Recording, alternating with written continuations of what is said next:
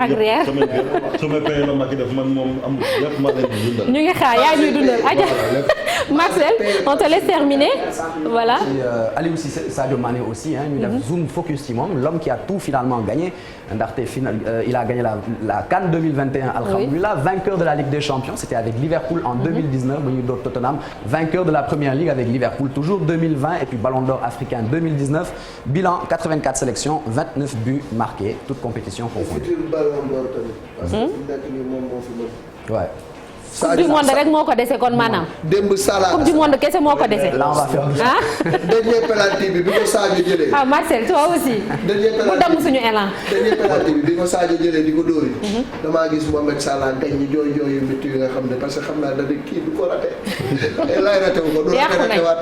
jaajëf le fils de Bambali. mu ne ñun yàqu nañu merci beaucoup merci Marcel en tout cas coupe du monde moo ñu dese Marcel yow tam bu ñu yàqal bëgg nañ ko yàlla baax na. focus Qatar rek inchallah yàlla baax na ma ne ko ci bon dans les années à venir bu ñu toogee di fàttali ku naan atum corona ñun dinañ ne ci atum corona ba lañ jël kan ah voilà Pape Massata Diack ñu ngi lay nuyu di la ziar di la dalal jàmm. bu baax a baax di remercier Chérif Dia pour invitation bi fekk fi sama benn wóllare bu yàgg Malick Thiandou donc Chérif on a depuis 2 ans yaa ngi ma sonal waaw fan yee passé ak ñu la doon xaar sax gisuñu la waaye nag waxtu bi la doon xaar rek dafa fekk nag maa ngi jégul boobu ma nekkoon fa nga nekkoon sax bu baax la te jàpp naa ni ndaxte wax dëgg yàlla jàng nañu fa alxuraan jàng ci xasaay di jàng ci macha allah kurus gi macha allah kurus moom dëgg bi am ndam borom daal te moom aussi dafa bokk ci ndam lii nga xam ne tey Sénégal am na ko bu ñu fàtte ni moom moo yore marketingu fédération sénégalaise de football bi ñuy dem ci coupe du monde mooy suñu année bu neex boobu 2002 donc Pamodzi moom la jiite woon nekk un excellent agent marketing je pense que loolu sax dinañ ci waxtaan bu baax parce que yu mel nii dañ ci war a tirer profit au-delà de l'euphorie au-delà de la victoire loolu yëpp dañu war a xool naka la ñuy def tey ba ñoŋal ko ba footballu Sénégal gën fi développé parce que ñu ngi ko doon wax sànq il y a une grande industrie autour de cette équipe nationale il y a une grande économie autour de cette équipe nationale mais est-ce que tey retombé yëpp mi ngi dugg ci keesu fédération loolu dina ci waxtaan léegi mais première question bi rek mooy li ñuy laaj ñëpp boobu ba léegi sa sentiment yu njëkk Pape Massata ginnaaw victoire bi muy guléet loo xam ne yàgg nañ koo xaar. li njëkk li ñu war mooy sant yàlla. alhamdulilah parce que depuis 1965 ñu ngi daa xeeg lii génération footballeur bari jaar nañ fi donc dañuy sant yàlla ba pare remercier daal peuple sénégalais bi ci soutien bi union des cœurs bi ak vraiment engouement bi ak ni ñu galvaniser équipe bi. ndokkeel fédération bi Augustin Senghor jiite ak staffam.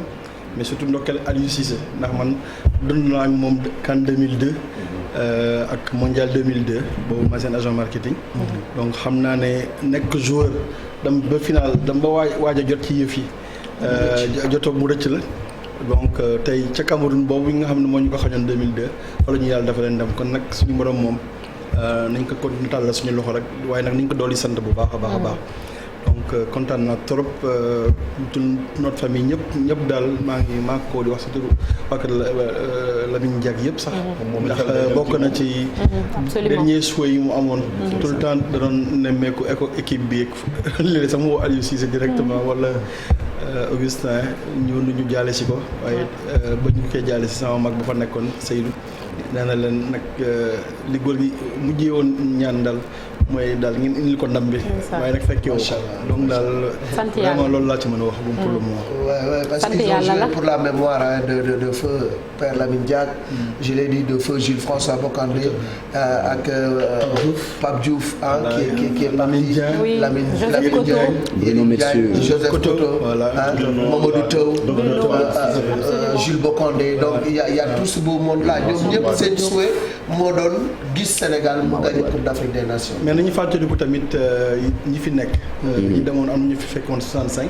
ak 68 Asmara yu mel ni yoom Yatma Diop. voilà yoom kii nu mu tudd encore kii Camara. Louis Camara. Babacar Louis Camara ñooñu ñu ngi dund ñooñu nag dem ba fekkee ko. vraiment sant yàlla. démb man ñu ma laa doon xalaat surtout parce que vraiment lu ne def nañ ko ils avaient une des plus grandes équipes mais malheureusement yàlla dogal. yàlla tey la ko ren la ko dogal. man daanaka démb sax dama sol mayo. démb daa fexe naa ba ñu xam nga nag. tey dafa ni yëpp bàyyi laaj rek lañ lay gisee at yu mujj yi. wutal naa benn sama démb da ngaa indi bàyyi laaj. naa ko yónnee foo jëlee mayo mu la naa ko yónnee photo bi. donc mayo bi laa dóor sama kër ñëpp kii daal jooy ngi liñ ñu sol waaye moom laa njëkk sol. tey nag tey xas yi rek kurus gi rek. ñu nekk di sant rek di togg di bawal di ataaya di bardeel di naan ak café Touba. léegi nag vraiment amul kenn ku des min daan yéeg bu yéeg gardien yi ñun ñëpp sol mayo xale yi tuuti yi sax. alors donc foo de boobu ñu ko duggee seetaan lañ bari ci seen plateau bi doon Mame Fatou doon organisé ak Talla Fall ñu koy nuyu sax au passage. donc vraiment daal journée bi yëpp kenn la man 9h fekk na ma commencé nag affaire yi donc bu mu amee nag ñëpp daw dem ci rond point yi féete yuuxu ñibbi si waat ba may woo dem fan presque 2h du matin jot na. c'était stressant. voilà c'était non parce que nag dañu toogoon ci nen. parce que nag dama ba xaw ko jege parce que man surtout li ma dund Bamako 2002.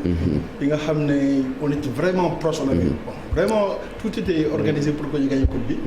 donc loolu daal moo xawoon na stressant mais nag.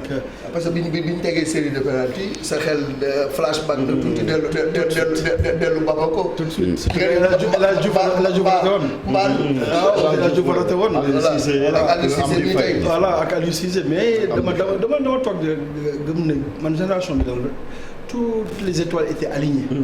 pour que ñu dem. on avait tous les signaux yi daal sa gisee au début démarrage ndànk yooyu. Sénégal nag fi nga ko dul yaakaaree. souvent fa lay baax. parce que avant le second tour bi loolu doon gis quoi deuxième tour bi moom Sénégal dafa ñëw wan beneen xar-xaram moo naan li naan monter en puissance mu gën a yéeg. huitième de finale quart de finale demi-finale ba finale wane beneen visage. tout à fait non surtout sax sa gisee dans la forme et dans la manière tamit parce que ni ñu ko defee dañu dajante ak ay équipe yu xarañ yoo xam ne li ñu bëgg. ñu wan leen ne ñoo leen mën.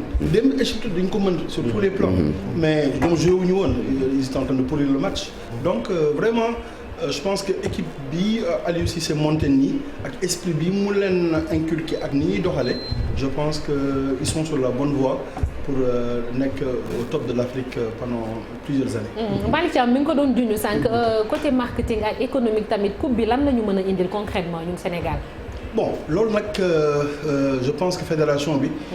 war nañ ko comprendre bu baax léegi parce que jot nañu am li ñu naan ay séminaire ci année bi passée.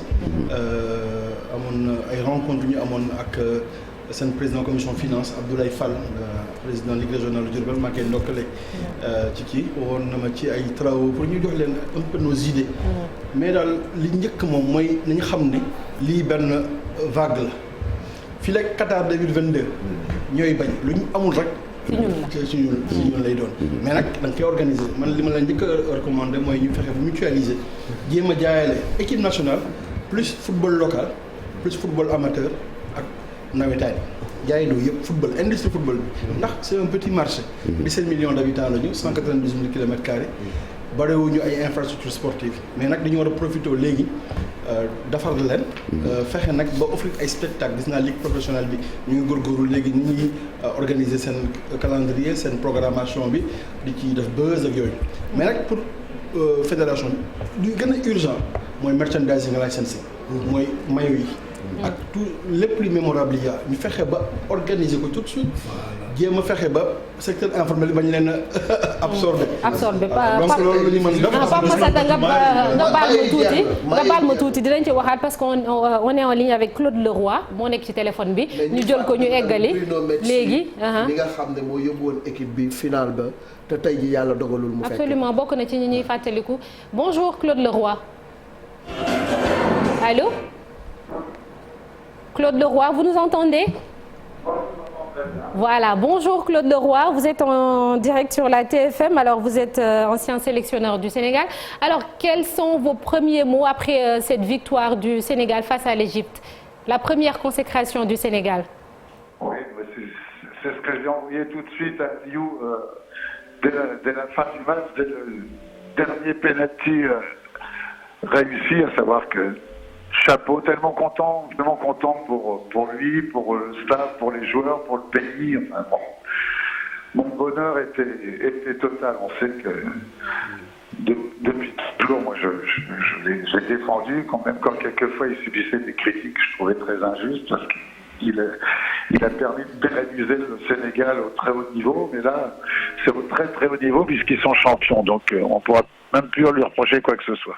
Donc c'est formidable pour le pays, enfin, c'est pour cette équipe, pour ses joueurs, pour un Sadio Mané qui a grandi avec l'équipe, qui a pris un costume important, qui a su renaître de ses cendres après ce pénalty arrêté, ce qui a montré quand même comment il avait grandi mentalement, psychologiquement, intellectuellement. Voilà, c'est une belle équipe, un beau gardien, une belle colonne vertébrale avec Koulibaly, avec Gana Gueye, avec Sadio, plus tous ceux qui sont autour, c'est ça. Et on a vu, Claude Leroy, que vous avez toujours défendu Aliou Cissé, alors cette victoire vous donne finalement raison, disons. Oui, je crois. Mais je l'ai pas défendu pour avoir raison, je l'ai défendu parce que j'avais peur qu'on se sépare de lui, alors que je savais qu'un jour ou l'autre, les choses arriveraient, quoi. Quelquefois, il faut être patient. Moi, vous savez que alors je vais être un petit peu jaloux, mais pas du tout, mais j'ai toujours regretté de pas être celui qui a amené la première couronne continentale au Sénégal, parce que je pense que j'avais bâti une équipe qui était la meilleure à l'époque, mais bon, on n'a pas réussi à franchir ce fameux plafond de verre contre lequel butaient toujours les Sénégalais, et là, enfin, ça y est. Donc, le déblocage psychologique, il aura lieu maintenant, et c'est la porte ouverte à d'autres formidables aventures, je pense. D'accord. Et vous disiez également que le Sénégal avait juste un problème, c'est d'avoir cette coupe pour la première fois. Et une fois chose faite, l'équipe va pouvoir quand même faire se fixer d'autres objectifs et les atteindre. Oui, moi je suis persuadé de ça. Je pense qu'il y avait un gros blocage. J'ai eu un peu la trouille avec ce pénalty arrêté par le gardien de but, même s'il n'était pas très bien tiré par Sadio, mais bon, il y a des pénaltys tirés de la même façon qui sont déjà rentrés. Donc je me suis dit, j'espère qu'ils vont pas être à nouveau confrontés à leurs démons, et alors qu'ils méritent d'être champions, parce que c'est l'équipe la plus cohérente de cette Coupe d'Afrique. L'Égypte n'avait quasiment rien montré pendant toute cette Coupe d'Afrique, si ce n'est de la malice, un peu de ruse, et puis bon, un plan de jeu très très qui défend pas le football. Alors j'ai eu un peu cette. Et en plus, j'étais pas très content de la présence de Infantino dans les tribunes. Je disais, ça serait vraiment une double catastrophe que le Sénégal soit battu devant ce président que je déteste gentiment. Mais non. Pourquoi et pourquoi? Président de la FIFA. Oui, allez-y. Allez-y, Claude Leroy. C'est génial. J'ai mon gendre, mes petits-enfants, Almadi et Soran, qui hier sont partis vers la fin, qui sont tout petits. Et Almadi avait préparé, normalement, il y a une tenue scolaire pour son école, mais il avait préparé son maillot pour aller à l'école. Il a disputé ses parents, ma fille et Fadel, pour leur dire, allez, on part à l'école et tout. On lui a dit, mais non, c'est jour férié. Il n'était pas content parce qu'il voulait partir avec son maillot du Sénégal à l'école pour une fois qu'il n'avait pas la tenue obligatoire. Non, c'est génial. C'est un moment formidable. Faut bien qu'il savoure ça, parce que dans le foot, c'est tellement rare qu'on soit tellement fier du travail qui a été accompli. Donc, chapeau. Maintenant, il faut rebondir là-dessus, construire des terrains d'entraînement partout, s'occuper des championnats de jeunes, former des éducateurs. Voilà, il faut que ça serve, que ce ne soit pas une sanction finale de quelque chose, mais le début d'une nouvelle aventure. Il faut toujours avoir un temps d'avance, se servir de ça. Mais maintenant, plus personne ne dira le Sénégal, ça va, taisez-vous, vous n'avez jamais rien gagné en club, en équipe nationale. Le plafond de verre brisé, il n'y a plus de limite. Marcel a une question pour vous, Claude Leroy. Allez-y. Bonjour, oui. Claude Leroy. C'est vous qui avez gagné une Coupe d'Afrique, c'était avec le Cameroun en 88, si je ne me trompe. Comment un groupe peut-il appréhender la suite, justement, au lendemain d'un sacre de ce genre? Il faut pas avoir peur de savourer. Puis c'est vrai que, hélas, tout va très vite dans le foot. La preuve, le mois prochain, il y aura à nouveau cette double confrontation avec l'Égypte, mais avec un deuxième match retour à Dakar. Donc, ça devrait passer, même si une nouvelle fois, ça va pas être facile. Mais il faut savoir savourer, et puis il faut savoir, je disais, surtout se servir de ça.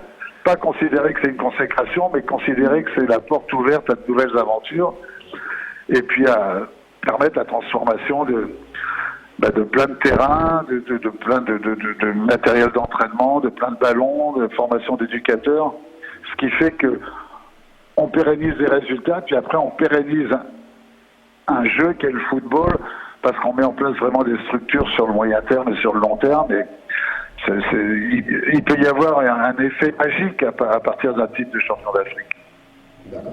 Merci.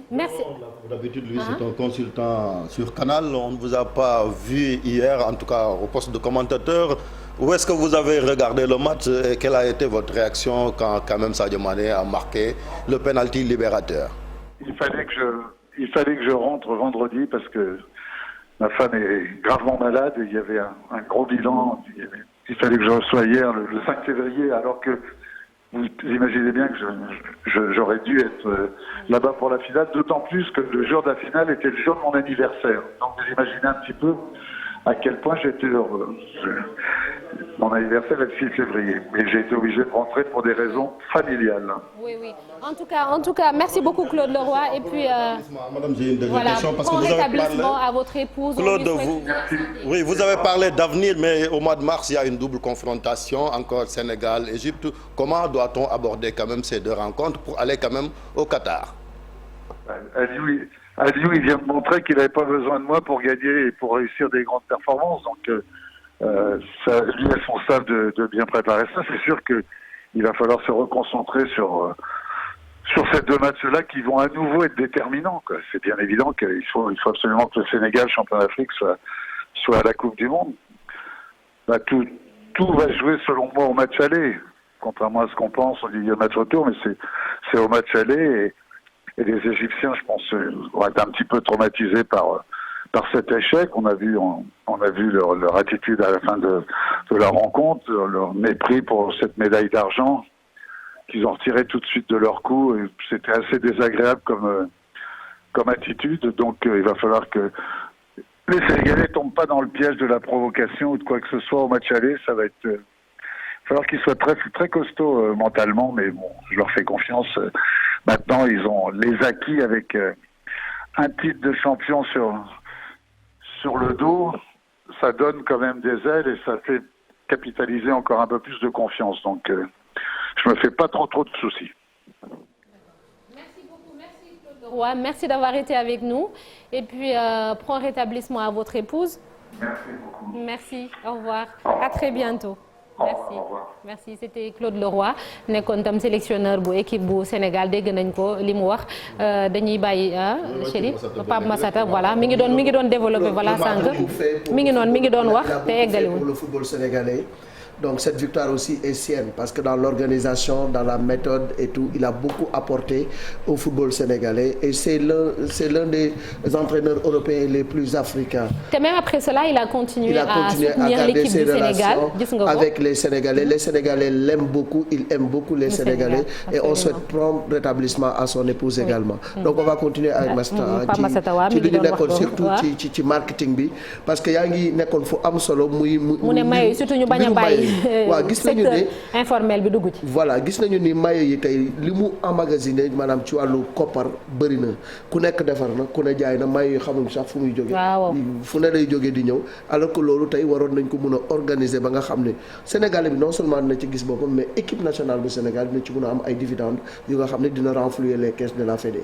non absolument ñun 2002 def nañ ci erreur ba ñuy dem sax waaju nañu ko woon mais ñun ba ñuy dem foogoon nañ ne ñetti match dong la ñuy am dellu si fooguñu woon dañu dem ba quart de finale mais ñëw ba ñu ñëwee dañu jàngat dañoo rencontré ay nit yu secteur informel lu ne leen léegi pour mën a exploiter image yu Lions yi ak maillot bi da ngeen di jënd droit yi donc moom la ñuy royalty da ngay def ay accord ak secteur informel bi parce que mënu leen ignorer ndax ñoom lu ñu mën a jox ci tasaare ci réew mi ak ci diaspora bi kenn mënu ko mais au moins au niveau des maillots officiels sa gisee Nigéria su ma leen waxee ne seen campagne bii rek foogoon ne mën nañ dem ba final ba jël CAN bi rek jaay nañ ci 10 millions de maillots fédération bi. mais ñun fédération ñaata la ñuy jaayee maillot bi.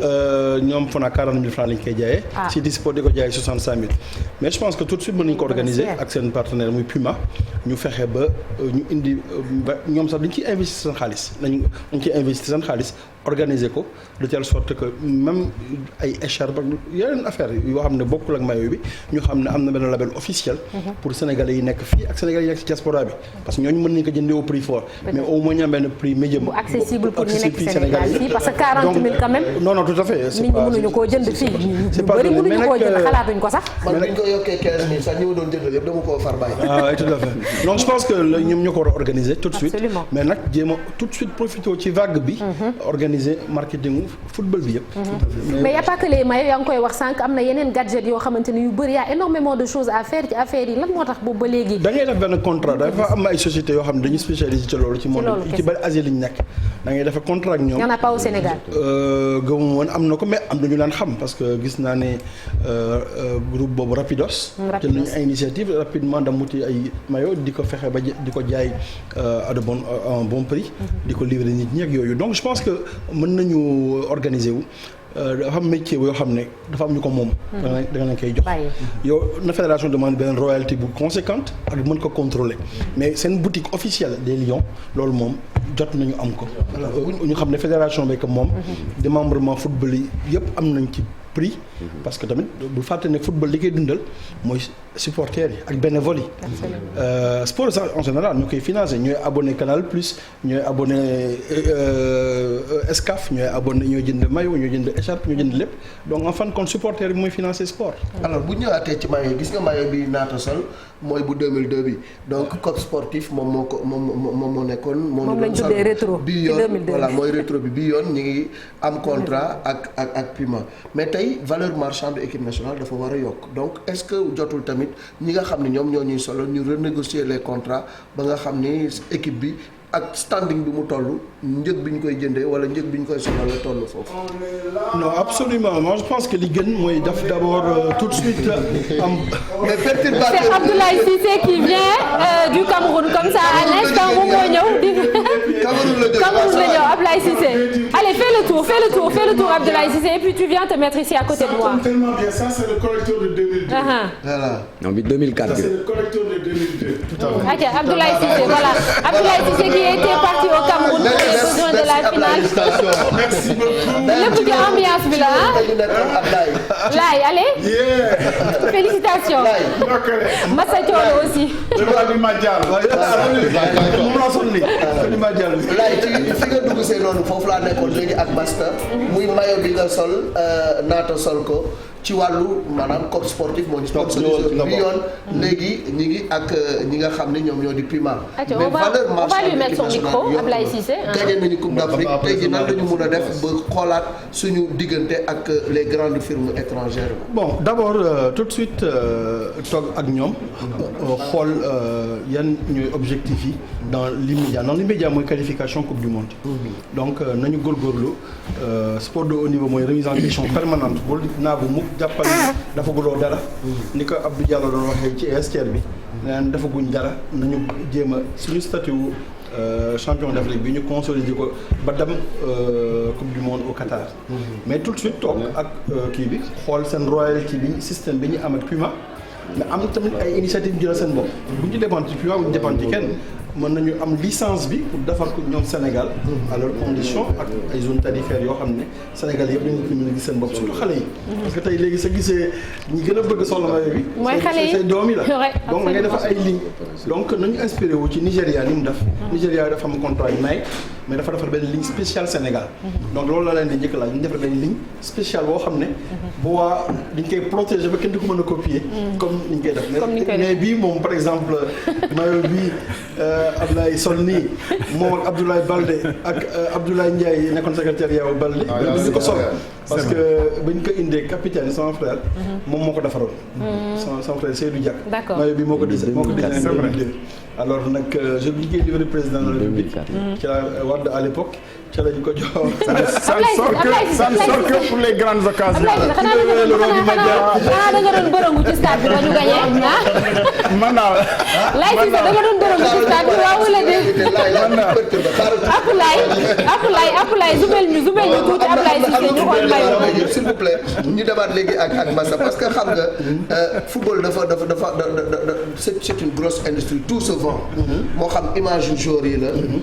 donc Sénégal tey dañu war a profité ci lu bari pour gën a defal suñu taxawaay ci wàllu football ba koom bi. gën a yokk tey jii maillot bu Sadio Mané dédicacé wala ballon bu Sadio Mané dédicacé wala joueurs yi dédicacé ko la muy jar bokkul ak maillot bu nga xam ne naata dafa dem ci bitik bi jënd ko. tout à fait mais loolu lay wax. d'abord mooy li ñu def seen priorité laaj seen suñu merchandising programme bi.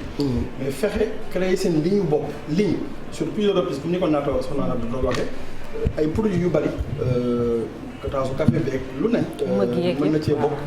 mais dañ koy protéger ba pare ligne bi suñ ko créé ba pare dañ koy protéger diviser ko def na lancement commercial wax ne léegi lii mooy ligne équipe nationale lii mooy maillot yi ak yooyu bon contrat d'image nag ñu naan ko en 2000 on avait signé. am na lu ñuy wax image collective ak image individuelle am na joueur yoo am seen contrat d'image individuelle par exemple Sadio Mané. C'est un joueur sous-exploité. tolloogul fii Messi. ak Ronaldo nekk en termes de marketing. war nañu ko accompagner. donc fédération war na am webmaster parce que tey loo gis ci marketing foog nga dem digital. tey sama maas gi ñun on est old fashion. léegi ñi mën digital ñooñu ngay jël impliqué leen ci affaire bi ñu jàppale la. ci jéem a fexe ba ñu présenter réseaux sociaux yi. ñu ngi ciy góorgóorlu tamit voilà Vigican bi ñu ngi def ay. tout à fait mooy chaîne YouTube yeeg. over the top chaîne spécifique fédération bi seet noo ko dundalee. mais loolu yëpp je pense que priorité objectif sportif bi mooy qualifier coupe du monde. loolu moom